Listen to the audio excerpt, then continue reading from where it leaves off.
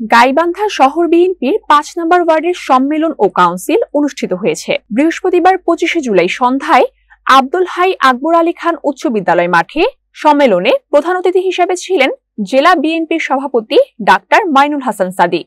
উদ্বোধন করেন সাধারণ সম্পাদক মাহমুদুল নবী টিটুল এবং প্রধান বক্তা হিসেবে ছিলেন শহর বিএনপির আহ্বায়ক মোহাম্মদ শহীদুজ্জামান শহীদ। শরীফুল ইসলাম সেলিমের সভাপতিত্বে ও মঞ্জুরুল ইসলাম লিটনের সঞ্চালনায় অনুষ্ঠানে আরো বক্তব্য দেন আব্দুল আওয়াল আরজু ও মোস্তাক আহমেদ সহ অন্যান্য নেতৃবৃন্দ।